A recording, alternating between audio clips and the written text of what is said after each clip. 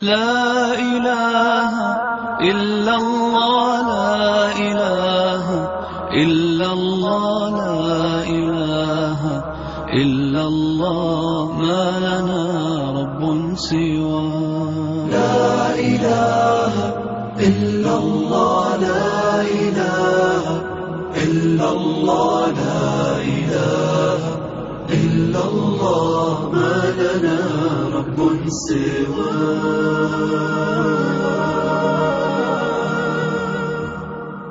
ربنا رب القلوب وهو علام الغيوب في الشروق وفي الغروب نوره يهدي العصا إن الحمد لله نحمده ونستعينه ونستغفره أما بعد وإنه لكتاب عزيز لا يأتيه الباطل من بين يديه ولا من خلفه تنزيل من حكيم حميد قرآن حکیم میرے رب کا کلام ہے. قرآن حکیم نور کا مینارہ ہے. قرآن حکیم دستور حیات ہے. یہ اتنی عظمت والا کلام ہے کہ جس نبی پہ اترا وہ تمام نبیوں کے سردار ہیں، اور جس فرشتے کے ذریعے نازل ہوا وہ فرشتہ تمام فرشتوں کا سردار ہے. اور جس رات میں نازل ہوا وہ رات تمام راتوں کی سردار، اور جس مہینے میں نازل ہوا وہ تمام مہینوں کا سردار ہے. اور اس قرآن سے محبت کریں، اسے یاد کریں، اس پر عمل کریں، اس کی طرف لوگوں کو بلائیں، اس کے جھنڈے اپنے گھروں میں نافذ کریں. ایک صحابی اسی قرآن کی تلاوت کر رہے تھے، سب نے کھڑا ہوا، گھوڑا اچھلنے لگا. جیسے ہی وہ صحابی چپ ہو جاتے، خاموش ہو جاتے، گھوڑا آرام سے کھڑا ہو جاتا. جیسے ہی وہ تلاوت شروع کرتے گھوڑا اچھلنے لگ جاتا. کل کا دن ہوا تو نبی صلی اللہ علیہ وسلم کو خبر دی تو آپ صلی اللہ علیہ وسلم نے فرمایا یہ فرشتے تھے جو آسمان سے نازل ہوئے تھے قرآن سننے کے لیے. اور اس قرآن کی محبت اپنے دلوں میں بسائیں. اگر آپ اس قرآن کا ایک حرف پڑھیں گے تو اللہ تعالی اس کے بدلے میں 10 نیکیاں دے گا. قال رسول الله صلى الله عليه وسلم ما أقول لكم ألف لام ميم حرف بل ألف حرف ولام حرف وميم حرف. میں آپ کو یہ نہیں کہتا کہ الف لام میم حرف ہے، بلکہ الف حرف ہے، لام حرف ہے، میم حرف ہے. الف لام میم پر تو 30 نیکیاں ملیں گی. قیامت کے دن اس قرآن کے حافظ کو کہا جائے گا پڑھ ترتل كما كنت ترتل في الدنيا، پڑھ جیسے دنیا میں پڑھتا تھا. جہاں تیرے منہ سے آخری آیت نکلے گی وہیں تیرا مقام ہوگا. لوگوں اپنے دلوں سے گانوں فلموں کی محبت نکال کے اس قرآن کی محبت بسا لو، اس قرآن کی محبت ڈال لو. اپنی زبانوں کو اس قرآن کی تلاوت سے تر کر دو. اللہ ہر سننے والوں کو اس باتوں کے عمل کی توفیق دے. وما علینا الا البلاغ المبین. ان الحمد لله نحمده ونستعينه ونستغفره ونعوذ بالله من شرور انفسنا ومن سيئات اعمالنا. من يهده الله فلا مضل له ومن يضلل فلا هادي له. أشهد أن لا إله إلا الله وحده لا شريك له وأشهد أن محمدا عبده ورسوله. أما بعد، أعوذ بالله من الشيطان الرجيم. بسم الله الرحمن الرحيم.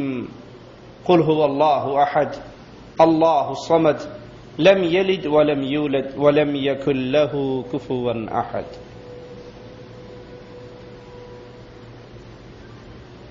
دین اسلام اللہ مالک کی طرف سے بھیجا ہوا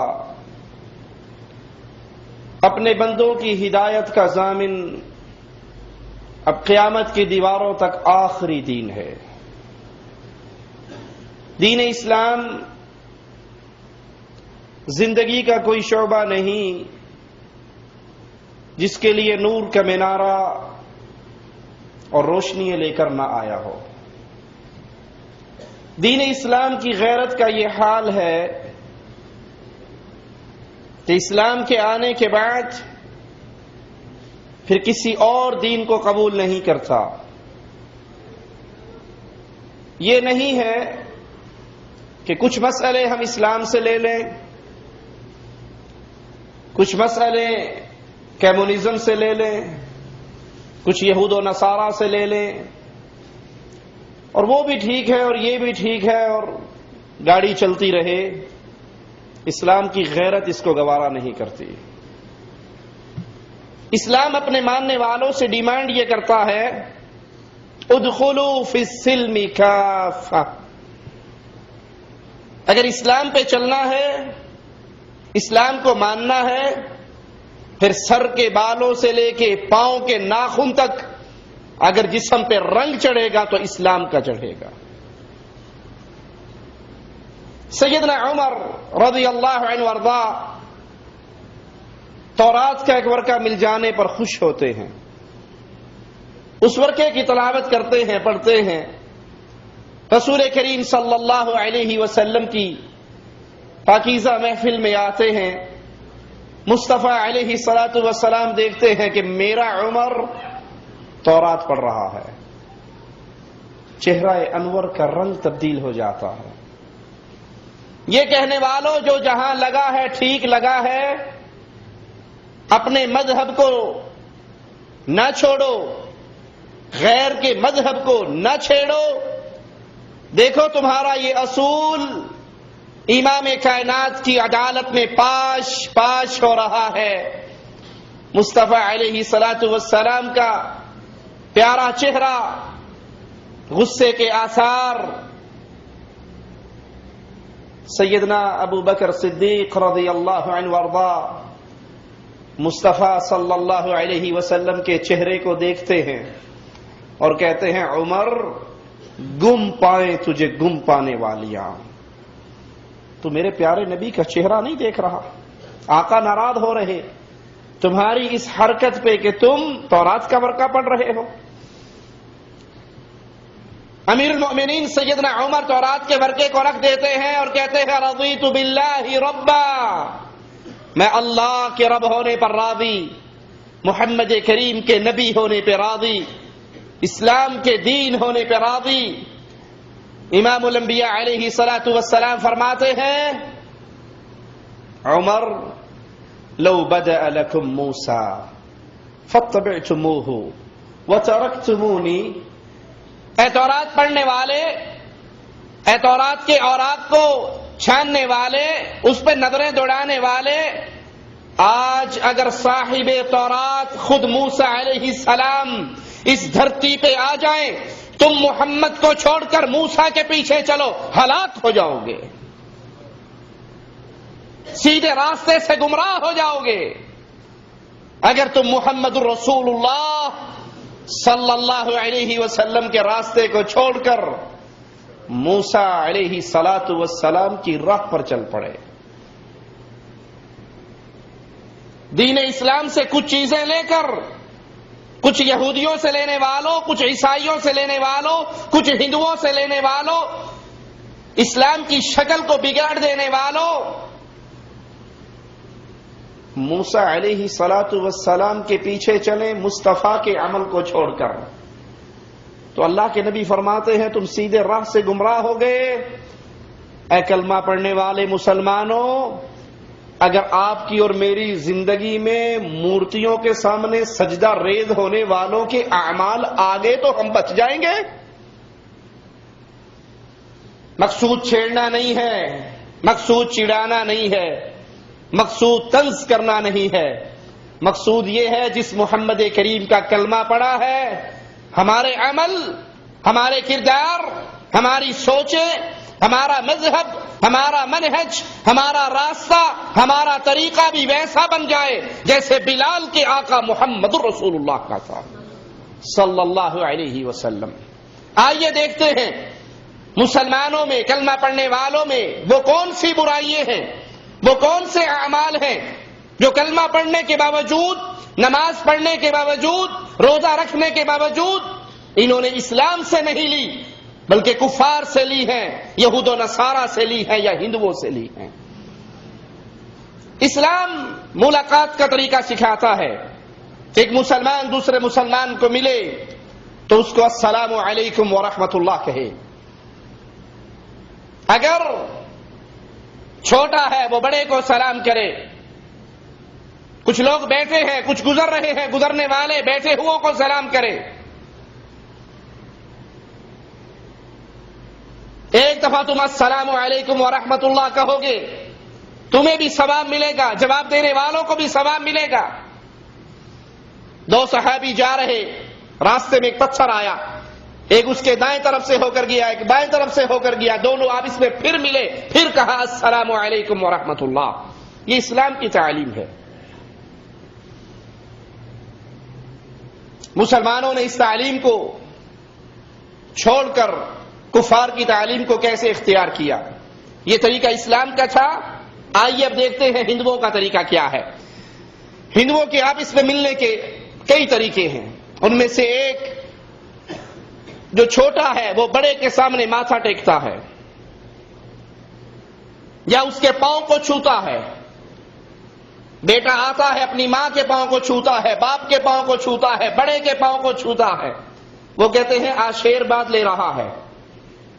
وہ اس کو جواب میں کہتا ہے بڑا، جس کے سامنے ماتھا ٹیکا گیا، جس کے سامنے جھکا گیا، جس کے پاؤں کو ہاتھ لگایا گیا، وہ کہتا ہے دعائیں دیتا ہے، جیتے رہو، سلامت رہو۔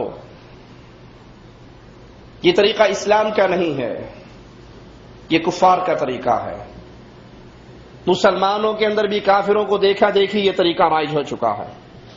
آپ نے نہیں دیکھا سید صاحب، شاہ صاحب، ان کو جب مرید ملنے کے لیے آتے ہیں ان کے سامنے نہیں جھکتے؟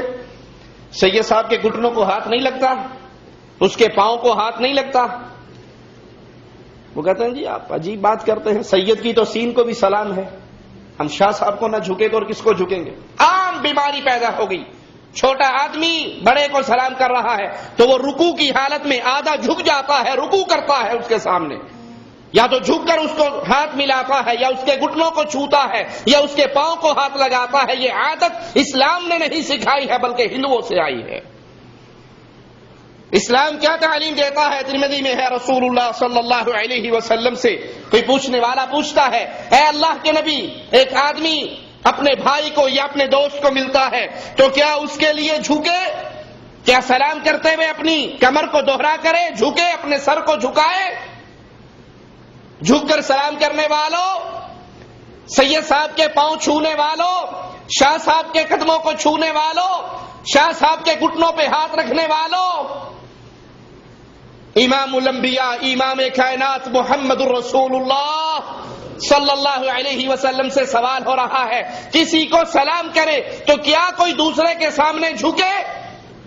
امام الانبیاء علیہ الصلوۃ والسلام فرماتے ہیں نہیں، کوئی کسی کو سلام کرے تو اس کے سامنے نہ جھکے۔ جھکنے سے اسلام منع کرتا ہے۔ کیوں؟ یہ گردن جب بھی جھکتی ہے عرش